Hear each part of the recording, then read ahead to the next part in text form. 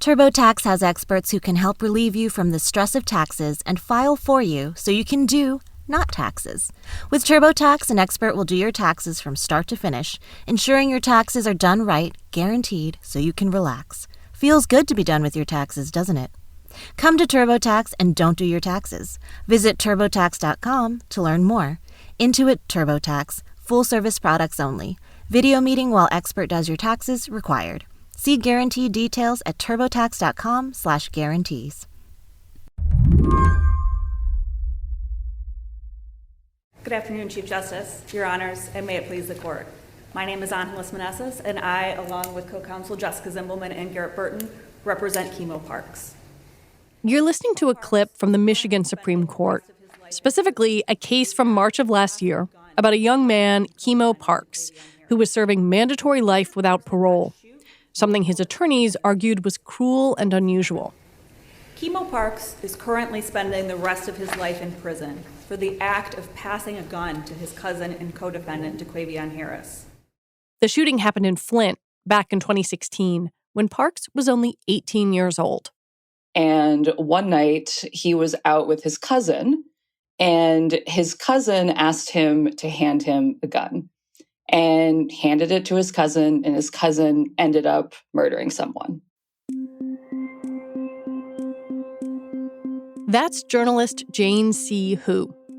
Jane wrote about the Parks case because it's at the center of a landmark decision by Michigan's Supreme Court. The decision said people under the age of 19 cannot be sentenced to mandatory life without parole, raising the cutoff age from 18. And what's noteworthy about that case is that many scientists and neuroscientists, psychologists signed on to this amicus brief that was trying to argue for raising that mandatory age cutoff. These scientists argued that the 18-year-old cutoff was arbitrary and inconclusive because at that age, Parks's brain and the brains of other teenagers were still developing. It's really interesting because in that brief, they say from a scientific perspective, a person's 18th birthday is not a rational dividing line for justifying life without parole or similar sentences because the brain continues to develop and change rapidly. And it felt like this case was huge for an intersection of science and also how we make policy in this country. Absolutely.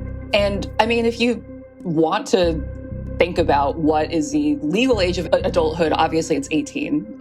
We as a society kind of have just decided that it's 18. But a lot of the brain science that's come out over the last couple of decades have shown that, our brains continue developing well into our 20s. Really, your brain never really stops developing. Basically, what input it gets, it kind of has to make sense of. So your brain is always changing. Today on the show, if our brains are still developing, when can the law treat us like adults? How the new science of brain development isn't just changing policy, but how we live. I'm Lizzie O'Leary, and you're listening to What Next TBD, a show about technology, power, and how the future will be determined. Stick around.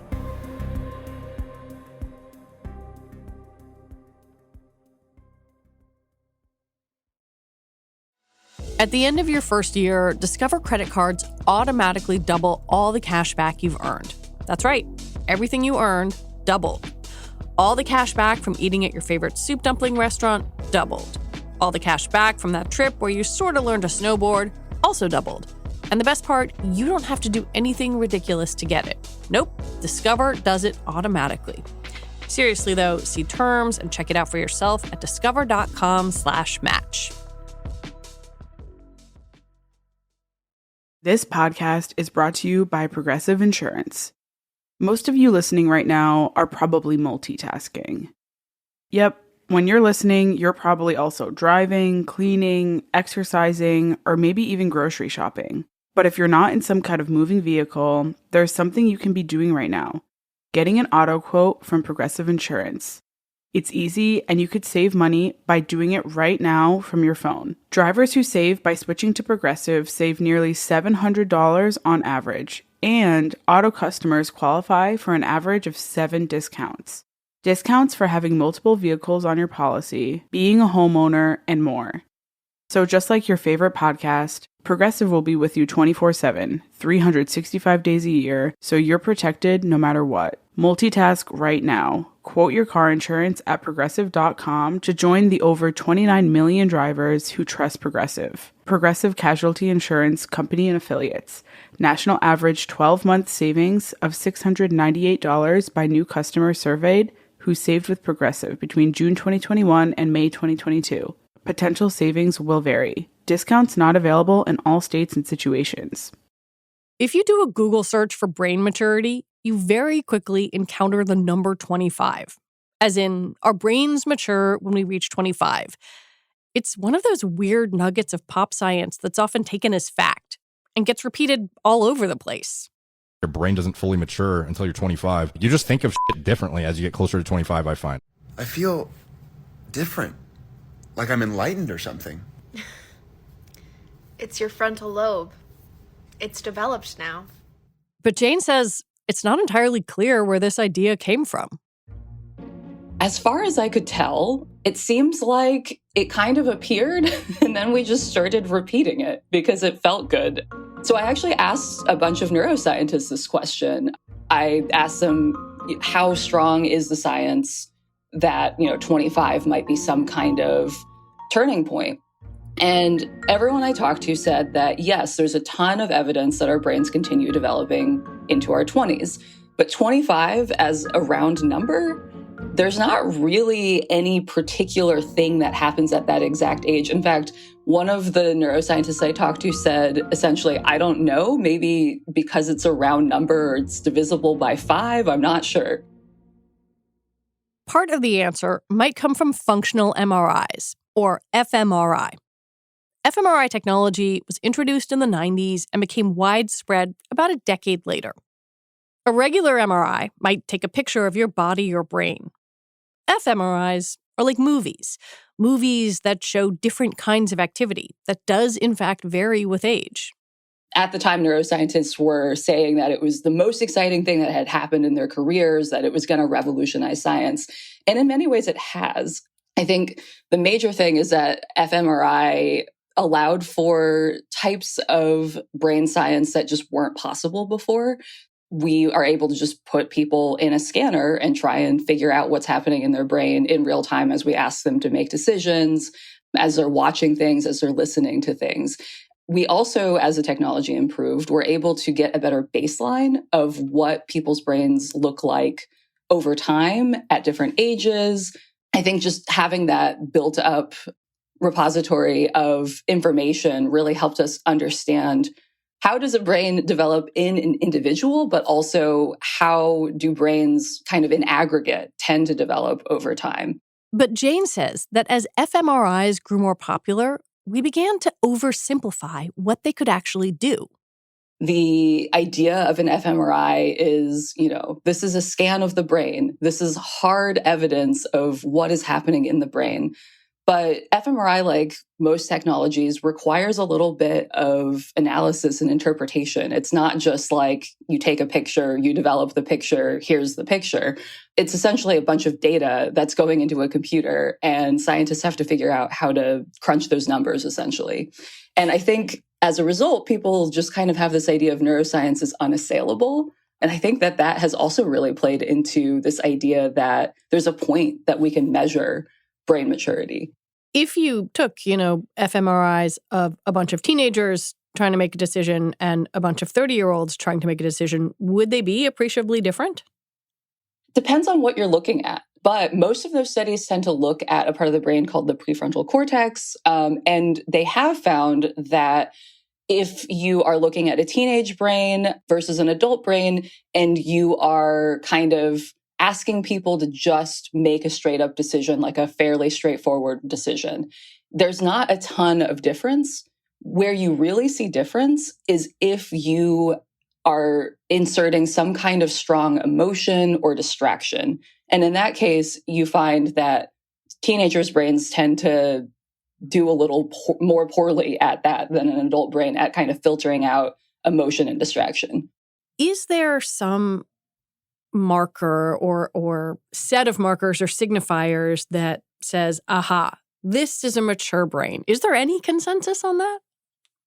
There are a few things that scientists can look at. There's this great paper in 2016 by a psychologist named Leah Somerville that basically made the argument that it really depends on what aspects of the brain you're looking at, and that if you are, depending on what part of the brain you're looking at, and also what metrics you're using, there is a great amount of variability and a lot of evidence that your brain is really changing far past your 20s, not just up until 25.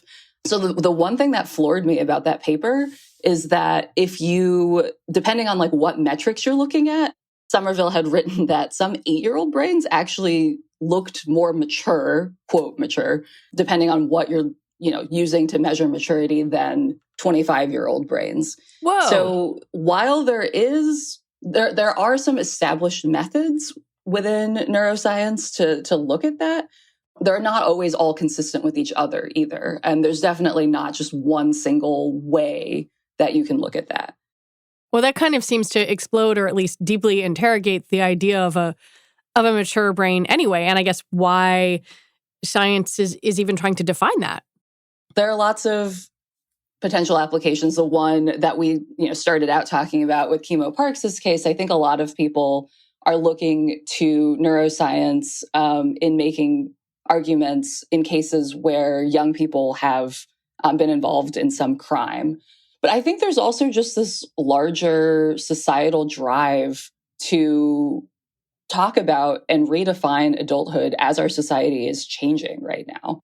So, as we talked about earlier, 18 is often seen as a traditional marker of adulthood. That's when you're a legal adult in the eyes of the law. But if you talk to people who are 18 now, honestly, if you talk to people who in their 30s, I think often there are many things that traditionally are associated with adulthood that young people don't magically achieve at 18 or even, at 25. When we come back, who gets to be thought of as a teenager anyway?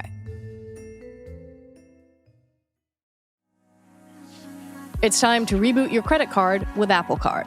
Other credit cards often charge annual fees for access to perks you might not even use, or that can come with restrictions. Apple Card gives you valuable benefits without annual fees. In fact, there's not a single fee at all. Apply now in the Wallet app on iPhone and start using it right away. Subject to credit approval, variable APRs for Apple Card range from 15.24% to 26.24% based on creditworthiness. Rates as of January 1st, 2023. I'm Jacob Goldstein. I used to host a show called Planet Money. Now I'm starting a new show. It's called What's Your Problem? Every week on What's Your Problem, entrepreneurs and engineers describe the future they're going to build once they solve a few problems. How do you build a drone delivery business from scratch? Our customers, they want us to do this unbelievably reliably, in the storms, no matter what, and hundreds of times a day. How do you turn a wild dream about a new kind of biology into a $10 billion company? We didn't have a particular technology. We didn't have a way of making money. It was a great way to start a company. I highly recommend What could go wrong? How do you sell millions of dollars worth of dog ramps for wiener dogs in the middle of a pandemic? We're working with 400 influencers, and the majority of them are actually not a person, but it's actually a dog. I can tell you right now, the dog ramp guy has some very interesting problems. Listen to What's Your Problem on Apple Podcasts or wherever you like to listen.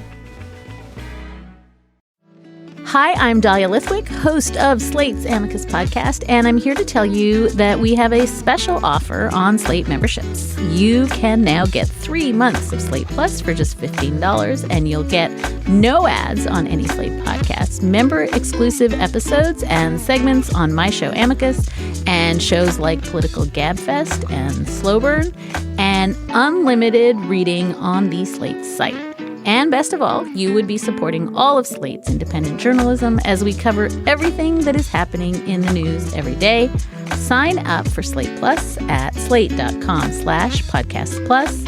Again, that's 3 months for only $15. So sign up now at slate.com/podcasts plus. You wrote about this theory of emerging adulthood that seems to bracket this time of not quite adulthood, even though maybe some of the formal metrics are there, and how it coalesces also with this idea of brain maturity. What can you tell me about it? Yeah, so this theory was created by a psychologist named Jeffrey Arnett.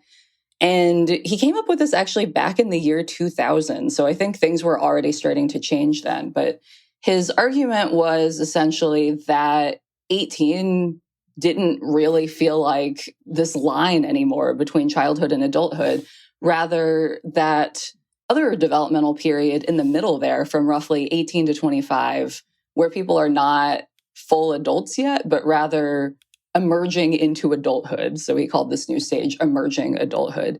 And of course, researchers have debated whether that's a true developmental stage. Like, for instance, this doesn't seem to be universal, like all around the world. But certainly here in the US, I think that theory gained a lot of traction because it just feels kind of intuitively true that there's something different happening between, 18 and roughly 25 that isn't fully adulthood, but also isn't really childhood anymore. I saw in your writing that this seems like it's only in the West. And it did make me wonder if the US and some other Western countries, like if we have the economic privilege of having this not quite adulthood period where an 18-year-old somewhere else might have to just suck it up and be an adult. Yeah, no, absolutely. And the privileges of seeking an education and having a little bit of cushion time to get that education before you have to launch into working full time. And of course, I'll bracket that with saying, I know there are plenty of students who are in college who are working full time. Who are also working full time. But yes, I do think that there are privileges in the West that make that possible. Well, this sort of brings me back to where we started, thinking about the real world applications of neuroscience and the way neuroscience is applied in the law and in policy. And I wonder if it strikes you as problematic at all that this very nuanced and changing science is being used to set what can be kind of cut and dried precedents. It's hard, right? Because science is something, like you said, that is constantly changing and we're learning new things all the time. And law is more rigid. Essentially, you can do this thing or you can't. Or at this age is when we apply something different. And it feels like fundamentally these two things are somewhat incompatible. But those are the two systems we're working in. And there are scientists who are really trying to make the best of it and to make sure that people in the legal system have the latest science and are thinking about it as, they are making new laws and also making these calls on these cases with young people. Which leaves neuroscience in a somewhat strange place, rapidly evolving, but also working within the sticky confines of law and policy. And there are huge consequences for how we interpret the nuanced corners of neuroscience in the courtroom. I find that actually a lot of working psychologists and neuroscientists who are familiar with developmental work are being asked to participate in some way in these cases because they have the latest science and are able to explain it.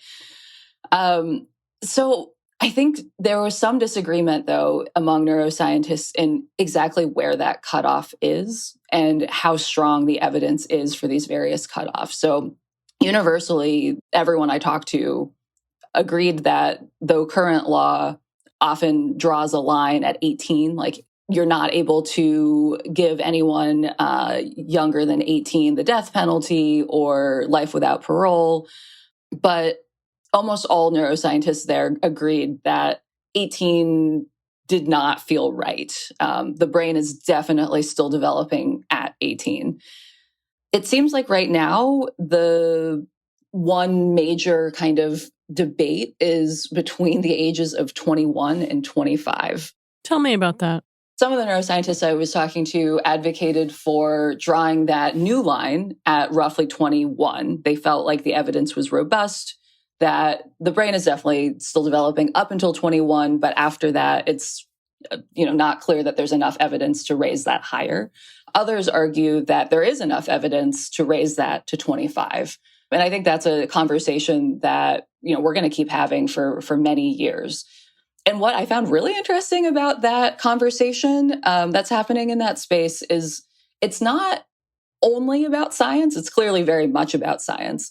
But in talking to these neuroscientists, a lot of them cited public opinion and judges' opinions and whether we as a society were ready to accept a new cutoff as high as 25. Some have said, 21 is just going to be a tactical decision because we're not ready for 25 yet. So we're just going to argue for 21 until people get on board with that. And then maybe we'll argue for it moving higher again once people actually understand more of this brain science and are more open to seeing its applications in that way.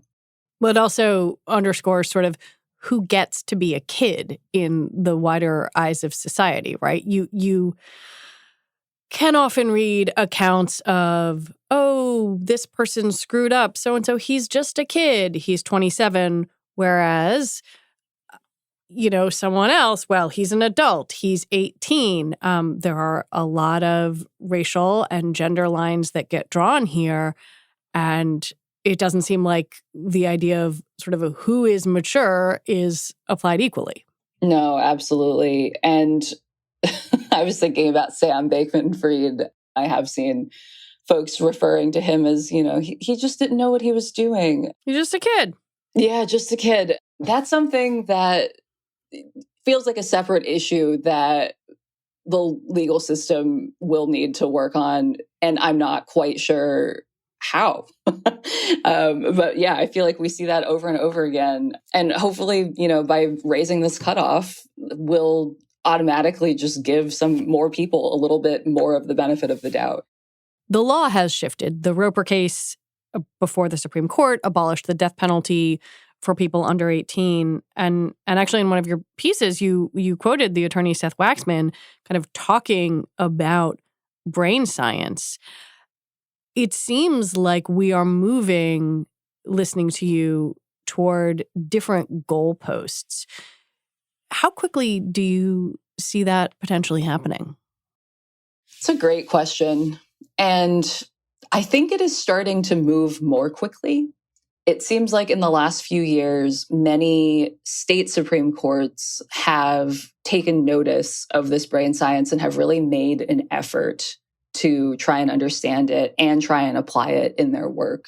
And we've seen a lot of movement over the last few years, like in this Parks case, where judges are actually taking into account young people's ages and the growing brain science around decision-making at those ages, and trying to apply that more broadly by either changing those cutoffs or at least just weighing that brain science in a decision. Yeah, the Michigan Supreme Court outlawed life in prison without parole for 18-year-olds. Do you think that sends a message to other state Supreme Courts? You should be looking at the science?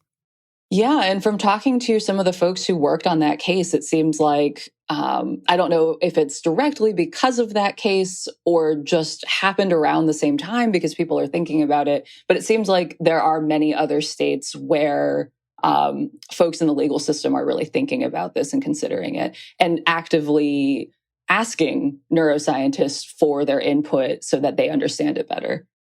Do you think we'll ever have a consensus on what brain maturation is?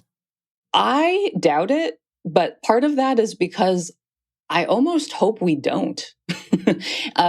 It feels like such an individual thing, right? I think about this. I know that this is a very crude comparison, but I mean, think about what maturation looks like for someone physically. What does that even mean?